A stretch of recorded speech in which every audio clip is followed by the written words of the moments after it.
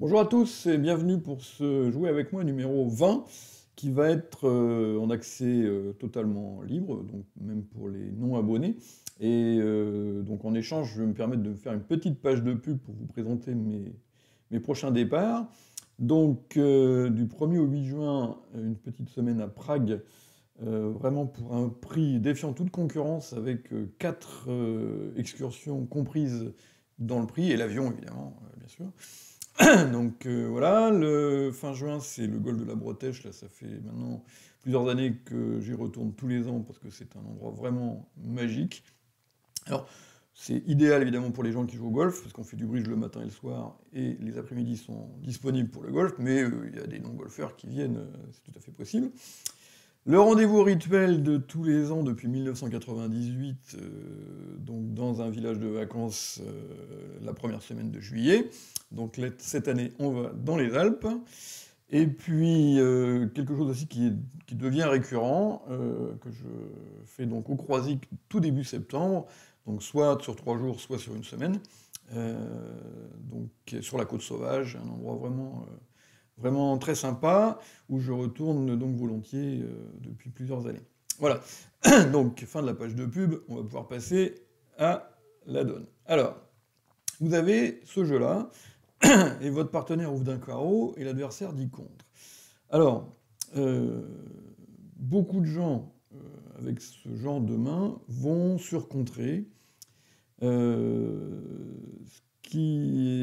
qu'on leur a probablement appris, hein, bon, mais qui, à mon avis, n'est pas une très bonne anticipation avec ce genre de main. Voilà. C'est-à-dire que le surcontre, je pense qu'il faut le réserver à 3 types de jeux principaux. Donc, et qu'avec ce genre de main, il vaut mieux dire un cœur.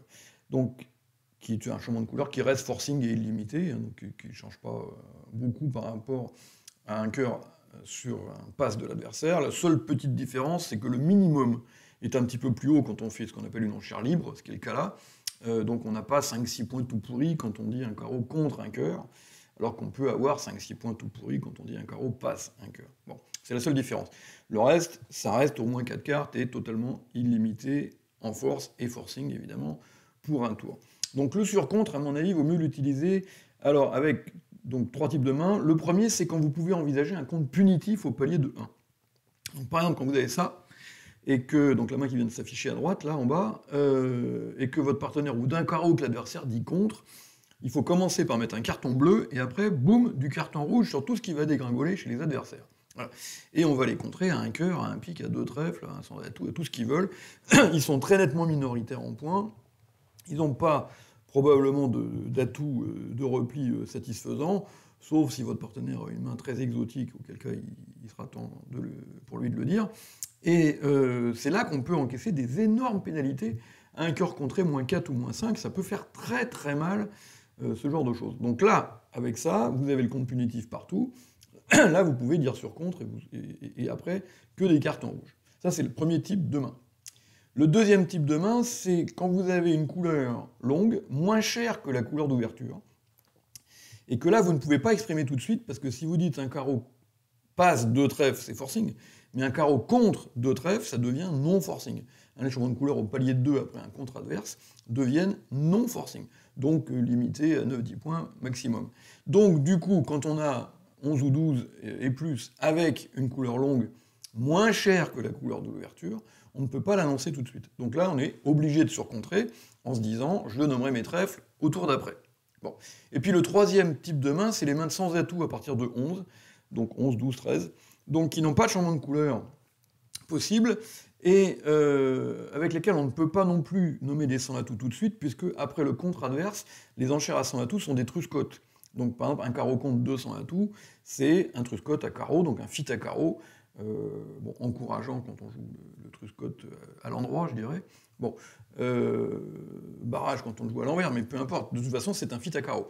Donc, ces mains-là, avec lesquelles on aurait dit un carreau passe 200 atouts, hein, donc pour montrer les 11 points, ou même évidemment plus, à ce moment-là, on commence par le surcontre, et puis on nomme éventuellement des 100 atouts après. Voilà.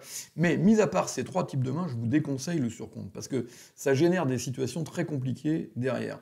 Par exemple, avec la main de notre exemple, Si vous dites un carreau contre sur contre, et que l'adversaire de gauche a 5 ou 6 cartes à trèfle et une main faible, il va profiter lâchement du fait qu'il est vert contre rouge pour faire un barrage à 3 trèfles, ça va vous revenir, et là, maintenant, vous serez très embêté, parce que, en principe, quand on surcontre et qu'on contre, c'est punitif, normalement. Bon. Donc, vous ne pourrez pas contrer punitif, et puis vous allez être bien ennuyé derrière. Bon. En disant un cœur, au moins comme ça, vous trouvez votre fit à cœur éventuel tout de suite, et vous vous enquiquinez pas avec des séquences nébuleuses que vous allez avoir beaucoup de mal à maîtriser par la suite. Voilà. Bon. Là encore, si le partenaire avait ouvert d'un trèfle, on aurait peut-être pu envisager sur compte, parce qu'on peut dire qu'on peut les contrer punitifs. Encore que, est-ce qu'on va contrer punitif à un cœur avec dame 7, 4, 3 ? C'est pas limpide, hein, surtout dans cette situation de vulnérabilité. Bien. Donc vous dites un cœur tranquillement, et comme ça vous évitez les ennuis. Là-dessus, votre partenaire fit à 2 cœurs, et là maintenant, donc la parole vous revient, donc vous avez 14 points, donc on va jouer évidemment la manche. Bon, certains joueurs vont envisager le contrat de 300 atouts, moi je vous le déconseille, j'adore jouer 300 atouts avec les fits majeurs, mais avec les fits 5-3, pas avec les fits 4-4. Avec les fits 4-4, il est absolument rarissime que le contrat à 100 atouts soit meilleur que le contrat à l'atout cœur dans le fit 4-4. Voilà. Donc, vous dites 4 cœurs, et comme ça, vous dévoilez pas votre main à personne, et on n'en parle plus. Bien. Alors, là-dessus, votre adversaire entame du 2 de pique, et le mort s'étale avec 14 points réguliers. Bien. Alors, la première des choses à faire, quand vous êtes déclarant et que vos adversaires ont participé à la séquence, c'est de faire la même chose que ce qu'on fait quand on est en flanc, c'est-à-dire compter les points du mort, les additionner aux vôtres, soustraire ça de 40, et en fonction des enchères adverses, voir comment ils vont être répartis, justement, entre la gauche et la droite. Donc là, par exemple, il y a 14 points au mort, 14 points chez vous, ça fait 28. Donc il y a 12 points d'honneur manquants. Et votre adversaire de droite a 10 contre. Donc inutile de vous dire que votre adversaire de gauche n'a pas grand-chose. Peut-être un valet, mais a priori pas mieux. Oui, déjà un valet, c'est douteux, parce que ça voudrait dire que Est a contré un carreau avec 11 points d'honneur seulement. Bon. Donc ça va évidemment vous donner un coup de pouce dans votre futur jeu de la carte, comme d'habitude d'ailleurs. C'est-à-dire qu'on remarque qu'à chaque fois que l'adversaire a parlé pendant les enchères, et que c'est vous qui jouez le coup à la fin, eh bien ces enchères vont vous aider de façon souvent absolument considérable dans votre jeu de la carte. Alors là, il y a 2 choses qui sont intéressantes. D'abord, c'est la première levée. Bon, vous mettez un petit pic du mort, l'adversaire de droite met la dame. Et vous prenez évidemment de l'as. Alors, c'est plus malin de prendre de l'as que de prendre du roi, parce qu'en prenant de l'as, vous camouflez le roi à votre adversaire de gauche. Bon. Si vous prenez du roi, évidemment, vous montrez à tout le monde que vous avez as-roi, parce que tout le monde sait que vous avez l'as, du simple fait que Ouest a entamé la pique. Bien. Alors, ça c'était la première petite remarque. Maintenant, on va essayer donc de reconstituer cette distribution des piques. Donc l'entame du 2 montre un nombre impair de cartes, et ce nombre impair peut donc être 1, 3 ou 5. Bon. Alors, on va rapidement éliminer 5, puisque ça voudrait dire que Est a contré un carreau avec la dame de pique sèche. Bon, donc ça évidemment, ça n'a pas de sens. Ça ne pourrait se produire que dans le cadre d'un compte toute distribution à partir de 19 ou 20 points, mais visiblement on n'est pas dans ce cas-là, parce qu'il n'a pas plus de 12. Bon. Donc, Est ne peut pas avoir la dame de pique sèche, donc Ouest n'a pas entamé dans 5 cartes à pique. Ça, c'est la première chose. Alors, est-ce que cette entame du 2 de pique peut être un cingleton? Bon. Alors, en principe, non, puisque si le 2 de pique est un cingleton, ça voudrait dire que Est a 5 cartes à pique. Et vous savez que, normalement, les interventions à la couleur sont prioritaires sur le compte d'appel. Donc quand Est dit un carreau contre, il dit « je n'ai pas de majeur cinquième ». Avec une majeur cinquième, on dit un cœur ou un pique. Sauf toujours si on a plus de 19 points, mais là, c'est pas le cas, visiblement. Bien.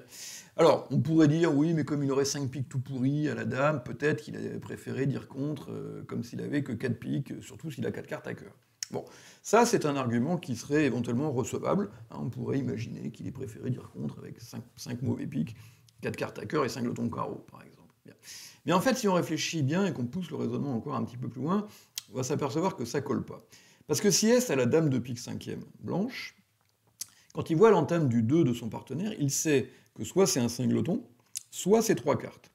Si c'est un cingleton, ça n'a aucun intérêt de mettre la dame, parce qu'il sait à ce moment-là que vous avez As-Roi 10. mais que mettre la dame ne peut que vous libérer vos 4 levées de pique, alors qu'en mettant petit, pour l'instant, vous n'en faites que 3. Bon, donc déjà, ça serait, dans cette hypothèse, complètement idiot de mettre la dame de pique. Et puis, si Ouest a entamé dans 3 cartes à pique, ça veut dire qu'à ce moment-là, vu d'Est, c'est vous qui êtes cingleton. Donc avec l'As sec, bon, puisqu'on n'entame pas sous les As. Donc, dans ce cas de figure aussi, c'est complètement crétin de mettre la dame de pique aussi. Bon. Donc, si on fait un minimum de confiance au joueur Est, il est parfaitement impossible qu'il ait la dame de pique cinquième. Voilà. Donc, on va en déduire que les piques sont partagées 3-3. Voilà. Alors maintenant, si les piques sont partagées 3-3, donc vous avez pris évidemment l'entame, et il faut maintenant, bien entendu, que vous manœuvriez les atouts. Alors, Roi 18, quatrième, en face de Dame 7, quatrième, le maniement habituel de cette couleur, en dehors de tout contexte, c'est de jouer d'abord un petit vers la Dame, et qu'elle ait été prise de l'As ou pas, de rejouer ensuite un petit vers le 10. Voilà. Ça, c'est le maniement habituel quand on est dans le brouillard. Bien. Mais là, sur cette donne précise, vous n'êtes pas du tout dans le brouillard, et ce maniement de couleur habituel est, dans le contexte, complètement hors de propos. Et pourquoi hors de propos? Parce que vous savez que votre adversaire de droite possède au moins 3 cartes à cœur. On peut même être à peu près certain qu'il en a 4, puisqu'il a fait un contre avec pas beaucoup de jeux, puisqu'il a au mieux 12 points d'honneur, et que vous savez que dans ces conditions-là, on doit être au minimum 4-3 dans les majeurs.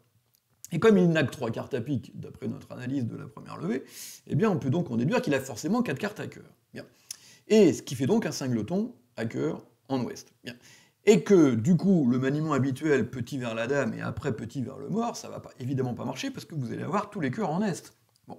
Donc, il faut changer le maniement et adapter le maniement donc, au contexte de la donne. Alors, ouest a un cingleton. Bon. Donc, ce cingleton, c'est pas l'as, sinon ça ferait pas assez de jeu à est pour contrer. Mais ça peut être soit un petit, soit le 9, soit le valet. Voilà. Et dans tous les cas de figure, il faut que vous jouiez un petit cœur de votre main, et vous allez voir quel est le cingleton d'ouest, et évidemment, en fonction de ce cingleton, le petit, le 9 ou le valet, vous allez adapter la suite du maniement de vos atouts. Alors, vous jouez donc un petit cœur, et premier cas de figure, votre adversaire met le valet. Bon, alors ça évidemment, c'est le cas le plus facile, vous mettez le roi, Est va prendre de l'As, et on va se retrouver donc dans cette position-là pour les atouts suivants. Bon. Et vous voyez que, quel que soit le retour de votre adversaire, vous allez évidemment capturer les atouts facilement, puisque vous jouerez le 10 de cœur et l'impasse au 9 qui sera affiché. Bon. Donc ça, c'est pas drôle, c'est trop facile. Deuxième cas, votre adversaire, quand vous jouez un petit de votre main, met le 9. Donc là, vous mettez encore le roi du mort, l'adversaire prend de l'As, et cette fois-ci, on se retrouve comme ça, avec le valet, le 6 et le 5 à votre droite. Et là, même chose, ça va être très simple, dès que vous reprenez la main, vous prenez donc au mort, et vous jouez le 10 de cœur, ce qui va vous permettre de capturer le valet de votre adversaire sans difficulté. Ok? Bon, donc tout ça, c'est facile. Le dernier cas de figure, évidemment, c'est quand votre adversaire met un petit, le 5 ou le 6. Donc là, vous mettez toujours le roi du mort, votre adversaire prend de l'as, et là, c'est un petit peu plus compliqué.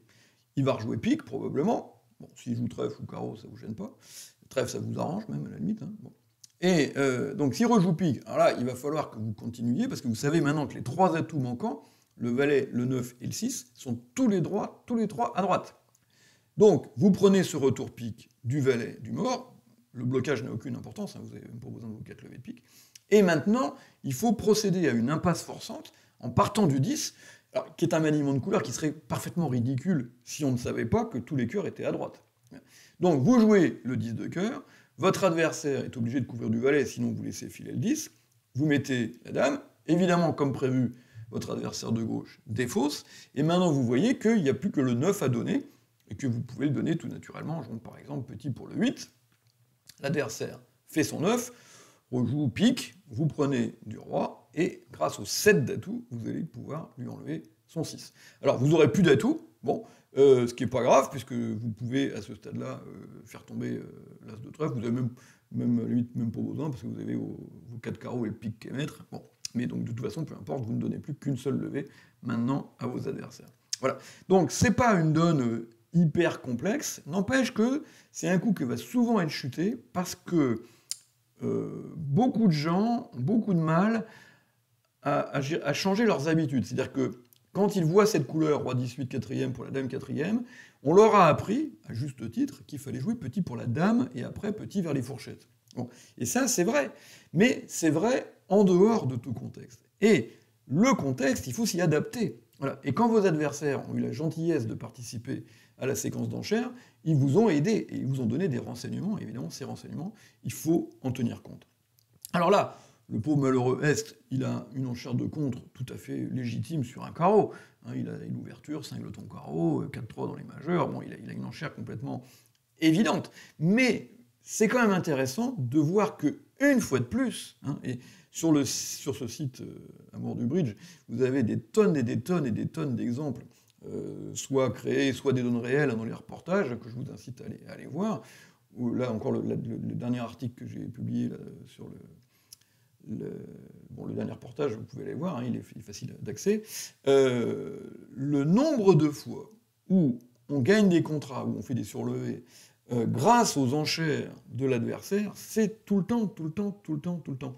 Et les joueurs trop bavards, c'est ceux qui vous expliquent, il faut tout le temps parler, il faut les embêter, il faut intervenir, il faut maintenir, tatati, tatata, ne se rendent absolument pas compte de l'impact que ces enchères intempestives, bon là c'est pas le cas là, mais ça pourrait l'être parfois, ces interventions fantômes, je veux exister, donc je parle, donc je veux pas mettre des cartes en vert, et ben tous ces joueurs-là ne se rendent pas compte du nombre de points qu'ils perdent à la fin de l'année au jeu de la carte, hein, pas à l'enchère, au jeu de la carte, voilà, en permettant à leurs adversaires de jouer comme s'ils voyaient à travers les cartes. Vous voyez, là par exemple, on a fait un maniement de couleurs qui n'a pas de sens en théorie, voilà, qui ne se justifie que parce que les enchères adverses nous ont dévoilé que les cœurs étaient répartis comme ça.